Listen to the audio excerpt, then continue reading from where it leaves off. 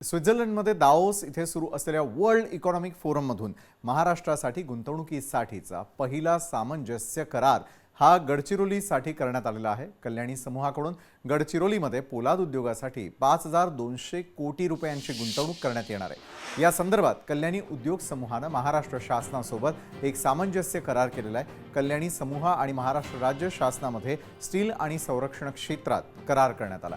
या माध्यमातून पोलाद उद्योगासाठी 5200 कोटी रुपयांची गुंतवणूक गडचिरोलीमध्ये केली जाणार आहे आणि त्या माध्यमातून 4000 इतका रोजगार निर्मित होणार आहे। कल्याणी समूहाचे प्रमुख अमित कल्याणी यांनी मुख्यमंत्री देवेंद्र फडणवीस यांची भेट घेत हा करार केलाय। नेमका हा सामंजस्य करार गडचिरोलीसाठी किती फायद्याचा आहे ते पाहूया। तर वर्ल्ड इकॉनॉमिक फोरममध्ये गडचिरोलीमध्ये गुंतवणुकीसाठीचं मोठं पाऊल उचललं गेलं। कल्याणी उद्योग समूहाचा महाराष्ट्र शासनासोबत सामंजस्य करार करण्यात आला। कल्याणी समूहाकडून गडचिरोलीमध्ये पोलाद उद्योगासाठी मोठी गुंतवणूक करण्यात आली आहे। तर कल्याणी समूहाची गडचिरोलीमध्ये 5200 कोटी रुपयांची गुंतवणूक संरक्षण, स्टील आणि इलेक्ट्रॉनिक वाहन क्षेत्रात ही गुंतवणूक करण्यात आली। गडचिरोली जिल्ह्यामध्ये 4000 रोजगार निर्मिती या ठिकाणी होणार आहे। 4000 रोजगार उपलब्ध त्या ठिकाणी होतील।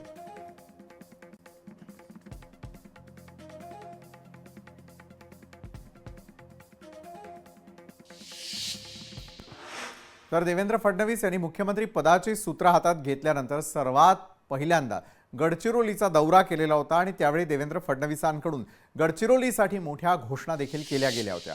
महाराष्ट्रातील शेवटचा जिल्हा, नक्षलग्रस्त जिल्हा अशी गडचिरोलीची ओळख सर्वत्र निर्माण झाली होती आणि ती ओळख बदलण्याचा मानस देवेंद्र फडणवीसांनी बोलून दाखवला होता आणि अशातच आता गडचिरोलीच्या सर्वांगीण विकासासाठी मुख्यमंत्री देवेंद्र फडणवीसांकडून अनेक विकास कामांचा धडाका लावल्याचं पाहायला मिळालंय। फडणवीस यांची गडचिरोलीच्या पालकमंत्रीपदी निवड करण्यात आलेली आहे। फडणवीस आगामी काळामध्ये टप्प्याटप्प्याने 25,000 कोटींची गुंतवणूक गडचिरोलीसाठी करणार आहेत। यावरती देखील एक नजर टाकणार आहोत। टप्प्याटप्प्याने होणारी गुंतवणूक कशी असेल तर टप्प्याटप्प्याने 25,000 कोटींची गुंतवणूक केली जाईल। तर राज्याच्या मुख्यमंत्र्यांकडून गडचिरोलीसाठी या मोठ्या घोषणा करण्यात आलेल्या आहेत। गडचिरोलीला लवकरच नवीन एअरपोर्ट उभारलं जाईल।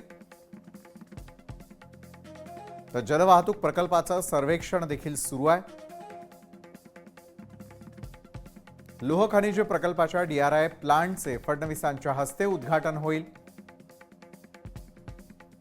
स्लरी पाईपलाईन, पॅलेट प्लांट आणि लोह धातू ग्राइंडिंग युनिटचं भूमिपूजन।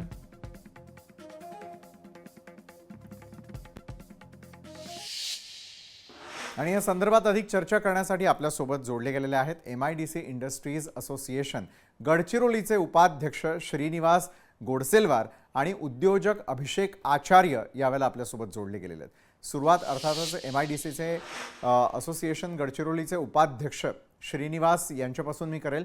श्रीनिवासजी, खरं तर अभिनंदन आपलं की मुख्यमंत्र्यांनी इतकं मोठं पाऊल उचललेलं आहे। गडचिरोलीची आतापर्यंत असलेली ओळख आणि ती पुसून टाकण्यासाठी सुरू झालेले प्रयत्न, मात्र मुळात दाओसमधून आज झालेली जी पहिली गुंतवणूक आहे, ज्या संदर्भातला सामंजस्य करार करण्यात आलेला आहे, तो किती हितकारक आहे गडचिरोलीसाठी। गडचिरोलीमध्ये असलेले अनेक जण जे आजही रोजगाराच्या प्रतीक्षेत आहेत, त्या दृष्टीने उचललेलं पहिलं पाऊल किती महत्त्वाचं? नमस्कार। सर्वप्रथम आपल्या चॅनलच्या माध्यमातून मी माननीय देवेंद्रजी फडणवीस साहेब यांचे आभार व्यक्त करू इच्छितो। गडचिरोली वासियांतर्फे त्यांचा खूप खूप आभार।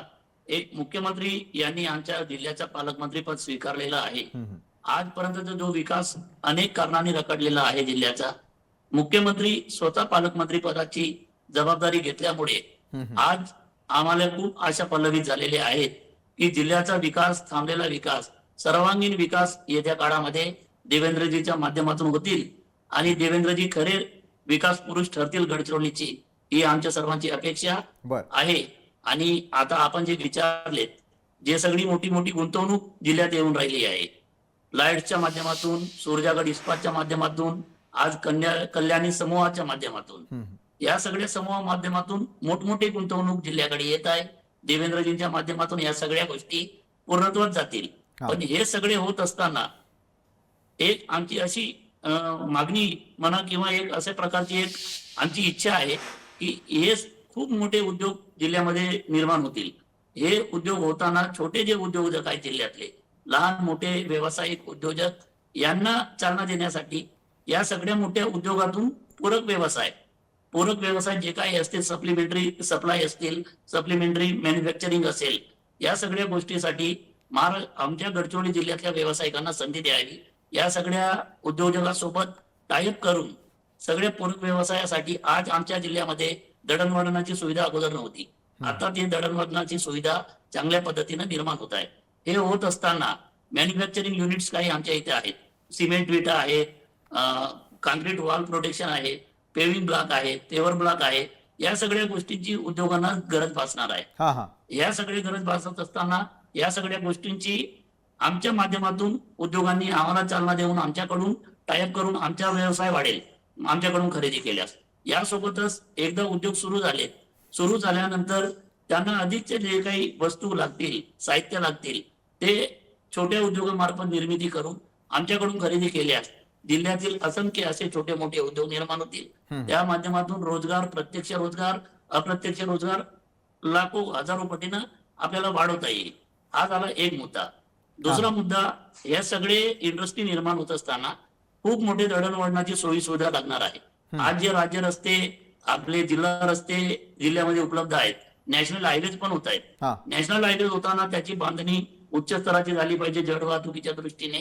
राज्य रस्ते, जिल्हा रस्ते जे आहेत त्यांना रिकन्स्ट्रक्ट करावं लागणार आहे. जे आता उपलब्ध आहेत ते एवढ्या क्षमतेचे नाहीत. खूप मोठमोठे लोड वाहतूक लोडर जातील, त्यानुसार ते रोड कॅपेबिलिटी असायला पाहिजे. त्यामुळे त्यांना खूप उच्च क्षमतेची बांधणी त्यांची बरोबर. पण करण्यात आली पाहिजे. आणि हे सगळे इंडस्ट्री उभारताना खूप मोठी वाहतूक जिल्ह्यातून होणार आहे. खूप मोठे ट्रक्सची संख्या लागणार आहे. हे सगळे ट्रक्स वेगवेगळ्या लॉजिस्टिकच्या कंपनीच्या माध्यमातून येण्यापेक्षा जिल्ह्यातल्या बेरोजगारांना आपण देऊ शकलो. जिल्ह्यातली आर्थिक परिस्थिती खूप कमजोर आहे. देवेंद्रजींना हे सगळी माहिती आहे. माझी विनंती राहील देवेंद्रजींना, या सगळ्या कंपनीच्या माध्यमातून बँकांना त्यांनी स्वतः कंपनीची गॅरंटी देऊन जर बरोबर आहे. ट्रक्स सुशिक्षित श्रीनिवासजी, बेरोजगारांना आपली उपलब्ध मागणी करून दिली. निश्चितच मुख्यमंत्र्यांपर्यंत आपण पोहोचवतो आहोत आणि त्यासाठीच या कार्यक्रमात आपल्याला आमंत्रित केलेलं आहे. उद्योजक अभिषेक आचार्य देखील आपल्यासोबत आहेत. अभिषेकजी, उद्योग निर्मिती होणं हे राज्यासमोरचं सर्वात मोठं आव्हान आहे, कारण बेरोजगारीची समस्या सातत्यानं वाढताना दिसते. मात्र दावोसमध्ये आज ज्याला पहिल्या गुंतवणुकी संदर्भातला सामंजस्य करार करण्यात आलेला आहे, त्यानंतर त्या ठिकाणी बेरोजगारांना रोजगाराच्या संधी मिळू शकतील. नक्षलग्रस्त भागाची एक नवी ओळख करण्याचा हा त्यानिमित्तानं उचललेला पहिलं पाऊल म्हणूयात आपण, किंवा पहिली उपाययोजना आपण समजू शकतो. मात्र अभिषेक आचार्यजी, गडचिरोली किंवा तत्सम त्या ठिकाणचा जो सगळा भाग आहे, त्या ठिकाणची नेमकी स्ट्रेंथ काय आहे? कारण बऱ्याचदा असं होतं की गाव असेल किंवा ग्रामीण भागातले जे बेरोजगार तरुण आहेत ते सगळेजण रोजगाराच्या संधी शोधण्यासाठी मोठ्या शहरांकडे येताना दिसतात. मात्र तोच पर्याय जर त्यांना स्थानिक ठिकाणी मिळाला तर मात्र ही समस्या स्थलांतराची देखील फार कमी करता येऊ शकते. नक्षलग्रस्त भागातल्या समस्या सोडवल्या गेल्या की आपोआपच त्या ठिकाणच्या समस्यांचं समाधान होऊन रोजगाराच्या दृष्टीनं त्या ठिकाणची तरुण मंडळी वळताना आपल्याला पाहायला मिळू शकते. अभिषेक आचार्यजी, काय पोटेन्शियल आहे गडचिरोलीमध्ये ज्याचा सामंजस्य करारानंतर फायदा होईल, मात्र टप्प्याटप्प्यानं 25,000 कोटींची जी गुंतवणूक आहे त्या दृष्टीनं देखील पावलं उचलणं महत्त्वाचं ठरेल? अभिषेक. नमस्कार. नमस्कार. पहिले तर मुख्यमंत्री देवेंद्र फडणवीसांचं खूप खूप धन्यवाद. गडचिरोली जिल्हावासियांच्या तर्फे मी त्यांचा खूप मनापासून धन्यवाद करतो. गडचिरोली हा जो भाग आहे हा वर्षानुवर्षे हा अविकसित भाग आहे. या भागातील तरुण मुख्यतः शेती आणि पोलीस भरती किंवा सैनिक भरतीकडे जास्तीत जास्त मुलं जातात. हो. ज्यांना उच्च शिक्षण घ्यायचं असतं ते नागपूर, चंद्रपूर या ठिकाणी जातात, कारण तेच त्यांना जवळ पडतं आणि खर्चाला सुद्धा तेच झेपतं. पण मुख्यतः जर बघायला गेलं तर काही इंजिनिअरिंग कॉलेजेस तिथे आले आहेत, काही गव्हर्नमेंट पॉलिटेक्निक कॉलेज आहे किंवा इतरही जे ITI कॉलेजेस वगैरे आहेत, त्याच्यातनं निघणारे जे तरुण बेरोजगार आहेत, त्या तरुण बेरोजगारांना कुठेतरी जिल्ह्यातच जर ऑक्युपाय केलं गेलं किंवा जिल्ह्यातच त्यांना रोजगार मिळाले तर त्यांना बाहेर जायची गरज पडत नाही. कारण गडचिरोली जिल्ह्यातले जेवढेही तरुण आहेत ते अतिशय सक्षम आहेत, ते अतिशय कामासाठी अतिशय आसुसलेले आहेत. त्यांना काम करायचं असतं, त्यांना स्वतःची प्रगती करायची असते. पण कुठेतरी हा जिल्हा दुर्लक्षित होता. आता त्या जिल्ह्याकडे मुख्यत्वे पूर्ण महाराष्ट्राचं लक्ष लागलं आहे. कारण लॉयड इस्पात असेल किंवा कोनसरी प्रकल्प असेल, या प्रकल्पाच्या माध्यमातून अनेक रोजगार तिथे निर्माण होत आहेत. त्याच्यासोबत त्या मोठ्या इंडस्ट्रीज सोबत जे छोट्या इंडस्ट्रीज हळूहळू डेव्हलप होणार आहे, त्याचा त्या गडचिरोलीतल्या तरुणांना अतिशय फायदा होणार आहे. त्याच्यासोबतच गडचिरोली जिल्ह्यात भाताची शेती मुख्यत्वे होते. त्या भाताच्या शेतीला निगडित जर आपण काही दुसरे रोजगार जर निर्माण करू शकलो, तर त्याच्यातून सुद्धा मोठ्या प्रमाणावर रोजगार निर्माण होऊ शकतो. आणि सोबत हे जे स्टील आणि मेटलचे जे उद्योग येऊन राहिले, याच्याशी रिलेटेड काही स्किल बेस्ड काही कोर्सेस, काही ट्रेनिंग इन्स्टिट्यूट जर सुरू झाल्या, तर मला वाटत नाही की गडचिरोलीतल्या तरुणांना बाहेर कुठे जायची गरज पडेल. त्यांना गडचिरोली जिल्ह्यातच एक चांगला रोजगार निर्माण होऊ शकतो आणि भविष्यात गडचिरोलीला बाहेरचे विदर्भातले किंवा विदर्भाच्या बाहेरचे तरुण येतील आणि आपला रोजगार शोधायला येतील आणि त्याच्यामुळे गडचिरोली जिल्ह्यातली जी भरभराट आहे ते वाढायला नक्कीच याच्यातून मदत होईल. बरोबर आहे. त्या ठिकाणी असलेले उत्पन्नाचे अनेक साधनं त्यांचा योग्य रीतीने जर वापर केला तर मात्र निश्चितच त्याचा फायदा होऊ शकतो. पुन्हा एकदा श्रीनिवासजी, मी आपल्याकडे येईल. उद्योजकांबाबत तर आपण बोललो, त्याचबरोबर त्या ठिकाणी असलेल्या तरुणांच्या अपेक्षा याविषयी देखील आपण बोललो. मात्र गडचिरोलीची आत्तापर्यंत असलेली ओळख ती पुसून काढण्यासाठी लागणारा कालावधी किती असू शकतोय? त्या अनुषंगाने जर पटापट पावलं उचलली गेली तर मात्र ही ओळख नवनिर्मितीकडे जाणारी असू शकते.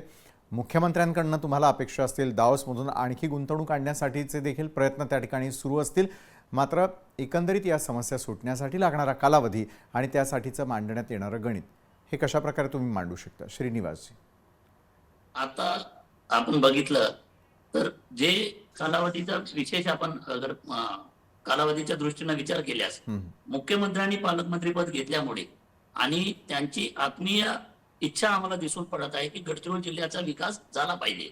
आजपर्यंत खूप चांगल्या नेतृत्वानं गडचिरोलीच्या पालकमंत्रीपद स्वीकारलेलं आहे. पहिले आर पाटील साहेबांनी, त्याच्यानंतर एकनाथ शिंदे साहेबांनी. पण हे स्वीकारत असताना फायली कुठे ना कुठे अडत होते. कुठे मुख्यमंत्र्यांकडे, कुठे केंद्राच्या नियमावलीमध्ये.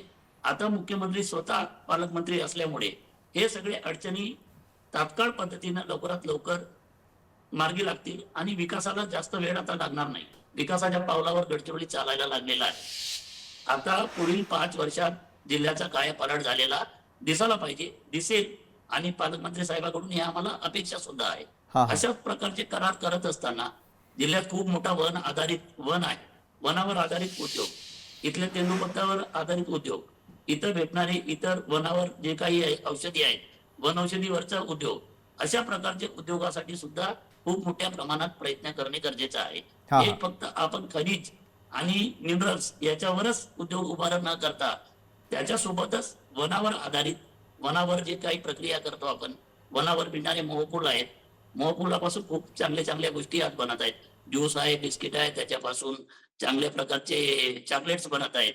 या सगळ्या गोष्टींचे चांगल्या पद्धतीनं मोठ्या मोठ्या कंपनी आणून किंवा स्वयंस्वायत्त बचत गटांना सुद्धा चांगल्या पद्धतीनं मोठी आर्थिक मदत करून उद्योग उभारल्यास सर्वांगीण विकास झालेला आपल्याला लवकरच दिसून पडेल. हे सगळं मुख्यमंत्री साहेब करत असताना लोकल लेवलला स्थानिकांना किती रोजगार भेटत आहे, त्यांचा स्किल डेव्हलपमेंट किती होत आहे, त्यांना आपण किती स्किल्ड वर्कर करत आहोत आणि त्या माध्यमातून किती रोजगार स्थानिकांना मिळत आहे, गडचिरोलीच्या मूळ निवासींना किती रोजगार मिळत आहे, यावर सुद्धा चौकशी करणारी एक यंत्रणा साहेबांनी तयार करावी. 80% रोजगार जिल्ह्यातील लोकांना मिळाला पाहिजे ही आमची मागणी आहे. शासनाचा तसा GR आहे. परंतु या पद्धतीने रोजगार मिळत आहे का, 80% रोजगार जिल्ह्यातले लागत आहेत का, याच्यावर सुद्धा पडताळणी करणारी यंत्रणा सक्षम असायला पाहिजे. बरोबर आहे श्रीनिवासजी. अभिषेक आचार्य यांना मला जाता जाता एक अगदी थोडक्यात प्रश्न विचारायचा आहे की जी काय गुंतवणूक होताना दिसतेय ती केवळ कागदांपुरती मर्यादित न राहता तिचा होणारा सदुपयोग आणि सर्व गोष्टी या बाबतीत काटेकोरपणे पालन व्हावं असं आपल्याला वाटतं का? अगदी थोडक्यात अभिषेकजी. नक्कीच. कारण हे खूप महत्वाचं आहे की नेहमी असं होतं की कागदावर गुंतवणूक होते आणि ती पुढे जात नाही. पण यावेळेस थोडासा मला मागच्या एक 4-5 वर्षाचा जर मी फरक नेहमी जाणवतो जेव्हा मी गडचिरोलीला फिरतो. मी हा, गडचिरोली हा. युनिव्हर्सिटीच्या बोर्ड ऑफ स्टडीजचा मेंबर आहे. तर मला असं जाणवतं की यावेळेस तो फोर्स जास्ती आहे.